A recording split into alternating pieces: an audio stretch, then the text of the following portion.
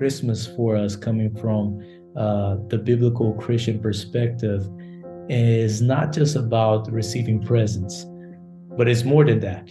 It's about celebrating the life that was able to come into the world and give us a new meaning. So what we will do is gather around Christmas Eve, gather the family, everyone eating the best food, and right in between the passage between Christmas Eve and Christmas Day, midnight, then we would make a quick gathering, a quick reflection about what did the birth of Jesus Christ mean to the world and meant to our hearts on that day. What this would do is this would generate in us that quick insight, and then of course, after all that is done, all the kids went to the Christmas tree to get their presents. I think that's what they'll be waiting for. I feel like there are multiple reflections. I'm going to mention maybe 2 or 3.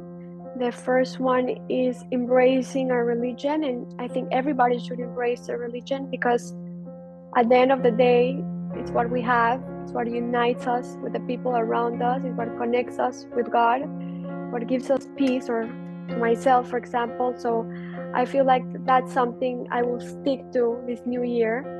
And I think having empathy towards others, something that maybe I'm going to have it more present than always, because we never know what people are going through. This has been a very rough year for everybody, so I want to keep that in mind. And third, to unite, because having respect for everybody makes us living in a society something that it's much calmer, and it's essential. Sometimes we think that we can go having our mentalities and trying to change people, but I think that no, that to live in a good society with values is just to have unity and respect others. Yeah, this will give us a little bit of a reprieve from our daily lives, and give us a little time to spend 100% of time with each other. So that's the main focus of this trip, is just to spend time with each other, be present, and just hopefully surf the wave, catch some fish, and hike some beautiful sceneries. Everybody says when you have a kid, one of like the lines that people have said the most is that time flies, or they're like, don't blink. And we don't always love when people say that, because it makes us feel sad. So we decided to just take a pause. And so this is the biggest, we've planned this for a long time, but we're basically taking a pause for the 3 of us to be together in a van and travel around New Zealand, North Island to South Island, getting out in nature as much as we can and just being together. I'm not physically with most of my family, whether it's to distance or loss. So we tend to make it special by acknowledging the people that aren't there to decorate and celebrate with us. So we have ornaments with pictures of my late husband, and we have pictures of our families from every Christmas. The next day of Christmas, every year, we take a family picture in North Carolina that becomes an ornament that goes on our tree the following year. So even though they're not in our home on Christmas Eve and Christmas morning, we still recognize that they're in our hearts and with us. So during this holiday season, when people are with their families, you know, they're having that joy of being with their families, and they're excited for what they're going to do for the holidays, and they're excited about their Christmas presents, and they're creating their wish list. Think if your wish list was just water.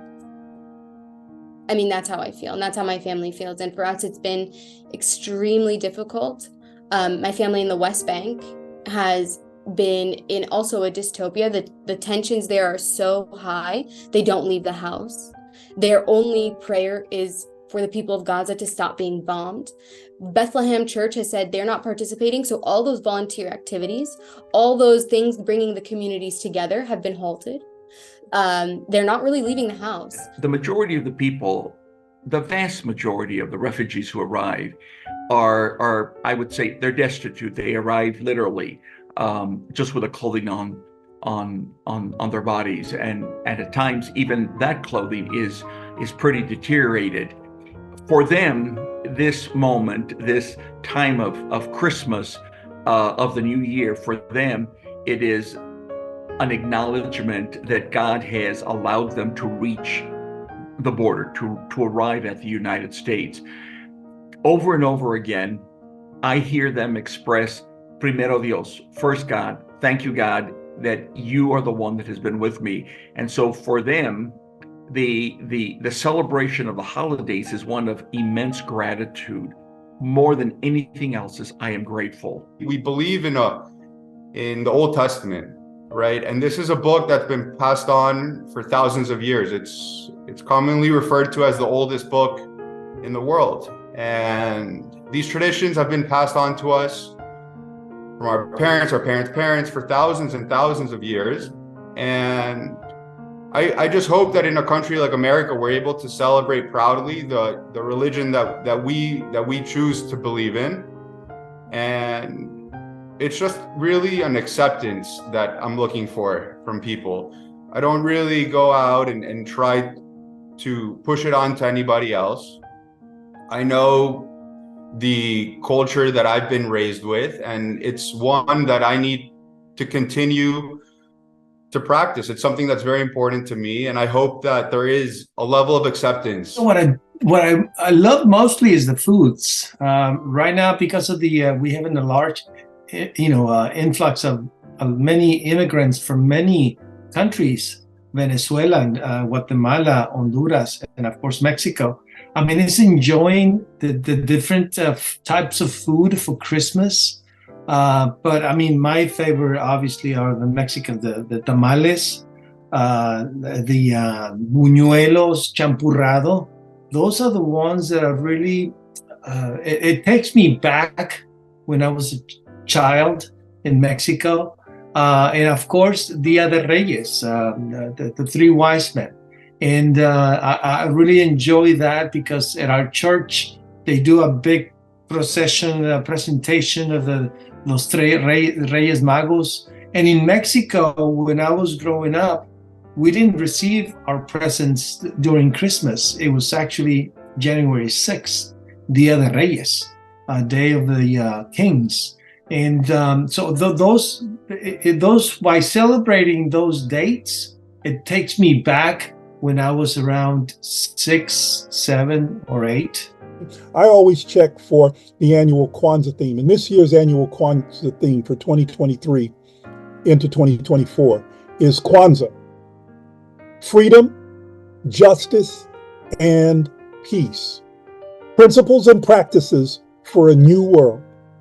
And Dr. Karinga, with that theme and in the annual Founders Message, does give us a lot to think about in terms of the ongoing problems of war in America, the anti-Black, anti-Semitic, Islamophobic, all these kinds of things against people. Having that meaning for yourself individually, whether it's new traditions or even just finding new ways to celebrate.